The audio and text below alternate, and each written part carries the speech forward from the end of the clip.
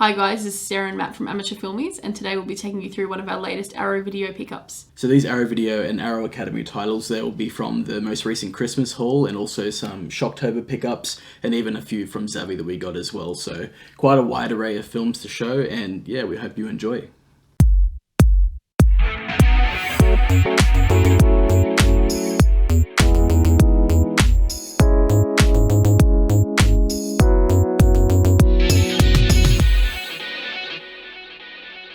I'm sorry if my face looks a bit redder than usual. It's been very hot here in Australia and I've been sunburnt to a crisp, unfortunately. He refuses to wear sunscreen.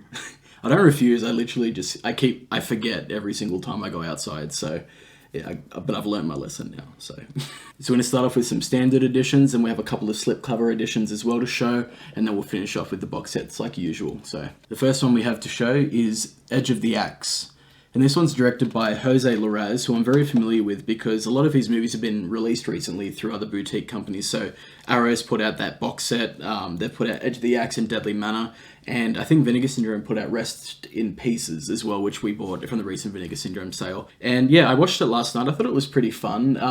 You know, it has all the sort of common traits of a low-budget 80s slasher, but it was really good. And I will mention as well, it is a 15 rating, which I thought was kind of confusing because the kills in this were really graphic. Like, the person with the axe, like, did not hold back. Like, people got, like, chopped, like, really badly. It was really, really graphic, so the 15 rating confuses me. But the gore front was good. The characters are, you know, understandably one-dimensional. I mean, it's a low-budget slasher. A lot of the time, these characters don't get the attention that they usually need. But, you know, it adds to the charm. And yeah, I would recommend it. It's not going to be for everyone. I found it interesting that it was it's a Spanish production slasher movie. So look forward to watching his other films after watching this one, because this one was pretty good. Next up, which is a very big change of pace from Edge of the Axe, we have One-Eyed Jacks, starring Marlon Brando, and it's also directed by Marlon Brando. I haven't watched this one yet. I've been really excited to watch it just because I've heard it's really great. And if I'm remembering correctly, a really cool piece of trivia was that Stanley Kubrick was originally meant to direct this film, and then at the very last minute, Marlon Brando somehow squeezed in and got the directing role. So I keep hearing how Stanley Kubrick set up all the shots and all, like, you know, the script and all that sort of stuff, and then Marlon Brando kind of muscled his way in there. That's what I've heard anyway, so. You'd be so mad, wouldn't you? Yeah, exactly. But I've heard it's a great film. It'll probably be one that I watch with my dad because I think he likes Marlon Brando films, but we've been watching a few westerns together, and that's what this one seems to be, so really excited to check this one out. So I haven't seen this one yet, but I'm really keen to check it out, and that is Weird Science. If you don't know what it's about two computer nerds who, I guess, like, create a woman through a computer-generated woman. Yeah, they use the computer to create a woman. I can't remember if it's like a robot thing or like... I actually can't really remember enough about it to go into the specifics of the plot, but they create a woman somehow with their computer. And it would be really interesting to check out because I haven't actually seen too many Bill Paxton movies. And yeah, and a sort of the plot reminds me very much of the movie Life Size with Tyra Banks, who she plays a Barbie who comes to life. Trust you to have watched a Tyra Banks movie, but not Weird Science. Yeah. But anyway, really keen to check this out, and I know it's one of, like, the quintessential 80s films. This next film we have here is Blood and Black Lace, directed by Mario Bava. We have the Mario Bava box set collection that Arrow put out, that sort of green one, but annoyingly this one wasn't included, which is really weird because it's probably his best, or at least his most well-known film. I'm guessing it's like a licensing thing, but as far as the movie itself goes, I absolutely loved it. Such a great sort of proto-Giallo film, I guess. I don't know if that's the correct term, but, you know, it's the film that sort of influenced the influx of Giallo films, starting with Argento's Bird with Crystal Plumage. But yeah, just so much great stuff in this. In particular, I remember you commenting on the colour, yeah? Yeah, so a lot of people think that Argento was the pioneer of the use of, like, sort of colour within the Giallos and, you know, characterising it, but it was actually Bava. And you can really tell in this film. And the film itself, I just love how glamorous all the sets are, all the characters, they're so glamorous, and I think it's, you know, just beautiful to watch. Yeah, highly recommend Blood and Black Lace, especially if you love your Giallo films, because it's the one that influenced all the ones to come. Here we have the film Images, And I picked this one up because I've been recently interested in the works of Robert Altman, who directed this film. It's supposed to be a horror film, actually, and I've heard great things about it from other collectors who have shown this in the past. And yeah, I'm just really excited to watch it. I really loved The Long Goodbye.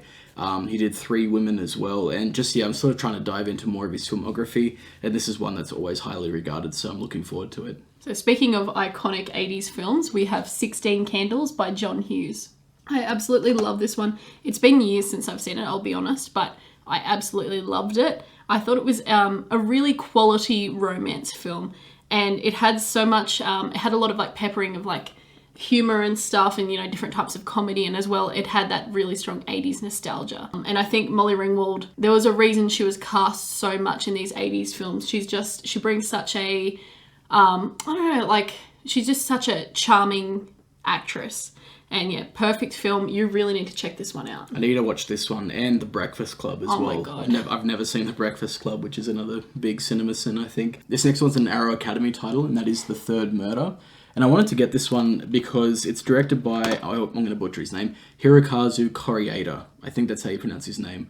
But yeah, he's a really renowned director who's done a lot of modern dramas. And from what I've read, this is actually a departure from his regular films. I haven't seen many of his films, I just know about him. It's really quite good. It's very cold feeling. It's a very sort of emotionally distant film at times, but one thing I really did like about it was how I got to learn a little bit more about the Japanese court system and some of the rules that apply to their court system, and I don't know, I just found that to be a really interesting thing to watch. So I do definitely recommend it. I'm not really sure how I feel about it at the moment. I definitely liked it, but as far as like giving more sort of in-depth feelings about it, I'm not really sure at this stage, but I definitely do recommend it. It is quite a good movie. Just one that I would like to discuss with someone else if she had watched it with me, which she didn't, so... Sorry. Yeah.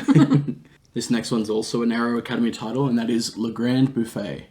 And we got this one because the premise of it sounded really, really interesting. It's sort of what hooked me in the first place. Basically, it's about a bunch of Italian men. They decide to go to like a big mansion, and they resolve to eat themselves to death. Sort of, yeah, just the idea of that being the basis for the movie sounded really interesting to me, and I haven't heard much else about it apart from that, but I'm really keen to watch this one. What about yourself? Yeah, I'm really keen to watch it.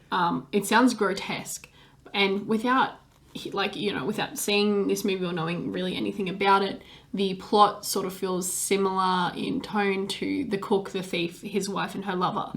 I mean, I haven't seen this, but like it feels like it would be nihilistic and very indulgent and very like sort of the director feels like a bit of a misanthrope, you know, just like living in talking like commentary about excess. Again, we should probably stop analysing this film because we actually haven't seen the movie yet. But like, I understand where you're coming from. That parallel to The Cook, the Thief, because I actually thought a similar thing when I read the plot of this one. So yeah, if you've seen this one, let us know what you think, because this is one that's probably interests me the most out of all of them, because I just can't imagine a whole movie based around this idea. So I'm looking forward to finding out about it. So next up we have The Howling 2.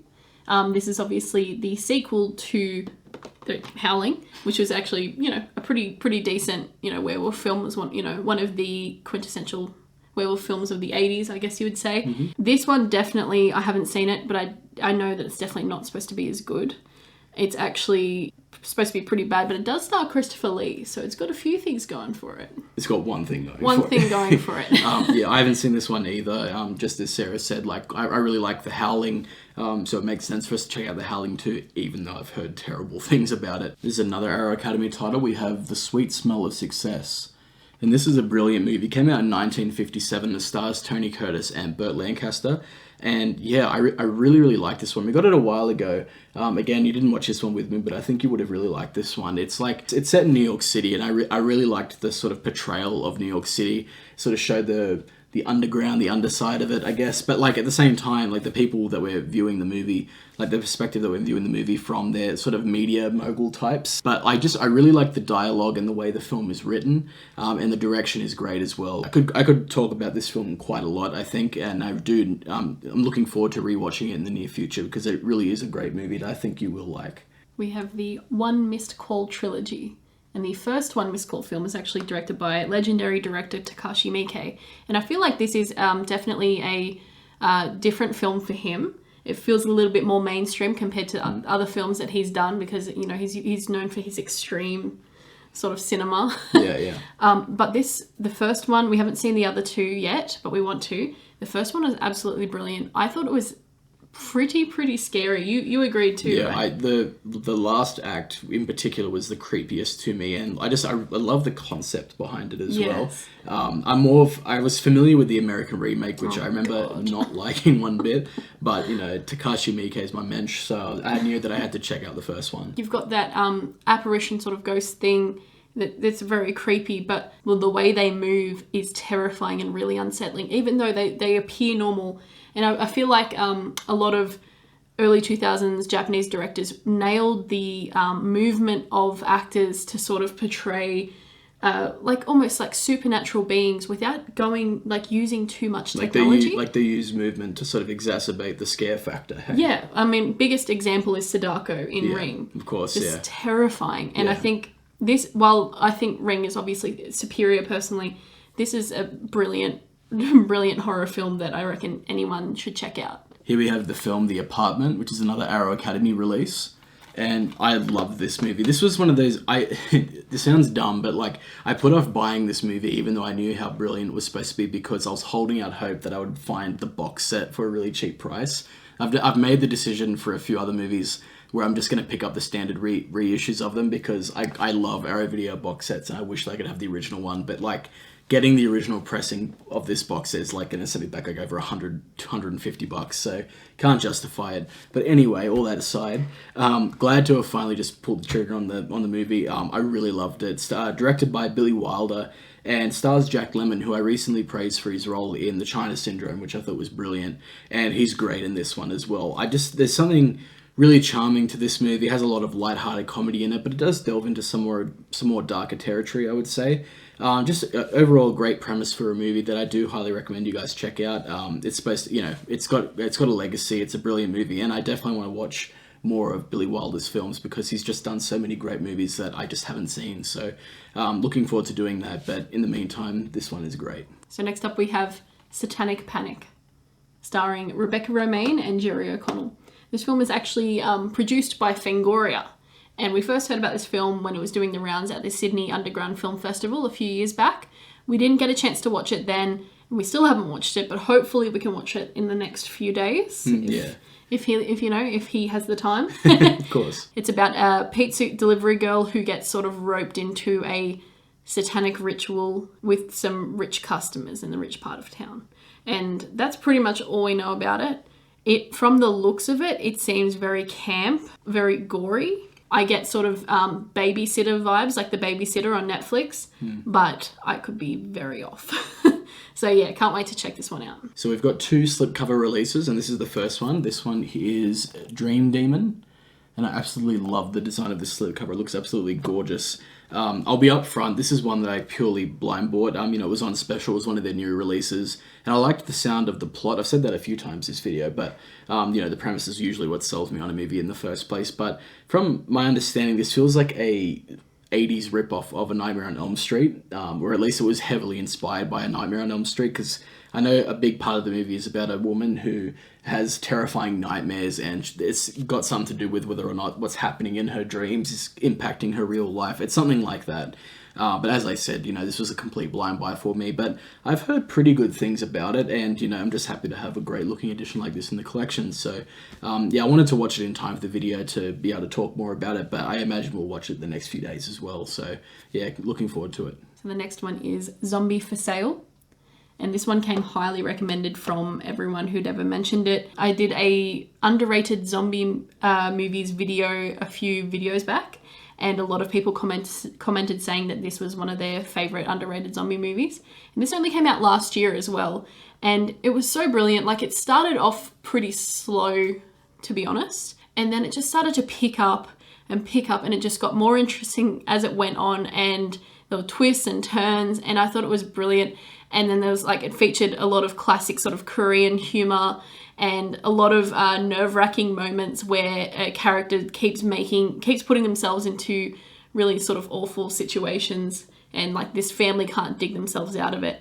And it's really interesting social commentary as well on companies sort of using humans for like clinical trials and stuff, but I won't get into that. It references Train to Busan, and personally, I know this is a big call, I think I like this probably just as much, if not more, than Train to Busan. Well, I do regret not having watched this with you because that is a really big call. It's like a different vibe because it's horror comedy, obviously, but it's so well done. Like, highly recommend it. Okay, so we're about to move into the box sets that we've picked up. So as I said at the start of the video, we got these from a lot of different places at different times. So we've got a couple of the newer Arrow video releases that technically got released a while back, but we haven't shown them yet on the channel, so we're really excited to show them. This one we did get from the Shocktober sale. This is the 4 film noir classics. And a lot of you, if you've been collecting Arrow video for some time, you'll know that this is a reissue box set. The original box set came out with like a book and like 4 individual cases, I think. But regardless, I'm happy that they reissued it in this box set. Haven't gone to watching them yet, but, you know, as I've said multiple times in previous videos, I just really want to watch more film noir movies. And what better way than to get an actual dedicated box set from one of my favorite companies. I'm not trying to be a shill, but yeah, I love Arrow, and I'm glad that they put this box set together. Included, you get the Dark Mirror, Secret Beyond the Door, Force of Evil, and the Big Combo. If you've seen any of these, or you've seen them all, let us know what your favorite one is. This next box set is the Graveyards of Honor box set. And it included 2 movies, both called Graveyard of Honor. And the original one came out in the 70s, and it's directed by Kinji Fukasaku. And we actually just recently watched Battle Royale recently, so, you know, on a bit of a Kinji Fukasaku kick. And the remake came out in the early 2000s, again, directed by my mensch, Takashi Miike. Oh, brilliant. So, just 2 marvelous men. I've watched... So I have watched both, and I was expecting to like Takashi Miike's version more, just because I really like his filmmaking style, and I thought maybe he'd bring some more extreme elements to it. And the remake is quite violent in its own right, but overall I do prefer Fukasaku's original film. Both of them are great sort of gangster movies, you know, and, you know, I'm really happy to have this in our collection. I love the idea of having the original film and the remake bundled together, especially, as I've already said, from 2 great directors. So I would recommend these films, especially if you like those sort of gangster films. Yeah, I'd say they're pretty good. So we have Creepshow 2. We were so hyped to get this box set. It is so brilliant. We actually ended up going with the red. I know the teal was on the cards as well, but we ended up with the red because we were looking at the colour scheme. It actually took us a while to decide. I personally prefer the first Creepshow anthology. I think the segments in there are a lot stronger. Yeah. But this, having said that, this is brilliant, especially the segment on the jetty, on the raft. The raft. Yeah. Terrifying. I recently rewatched this one, and I remembered liking it a bit more. This time around when I saw it again, I wasn't as impressed with it, but again, like, you know, I'm just happy to have it in our collection. We love our horror anthologies, and it's still a decent movie. It's just the first one is definitely a stronger movie, so yeah, beautiful edition, again, that Arrow have put out, and yeah, glad to have it. This next box set is the Alejandro Jodorowsky collection, and included in it, you get Fando Ali, El Topo, The Holy Mountain, and Psycho Magic, A Healing Art, which I believe is a documentary. And this is a box set that I remember when it first got announced, I knew that I had to pre-order it because, again, I say this at least 2 or 3 times in like literally every single Blu-ray haul we do, but, you know, I've heard so much about the director.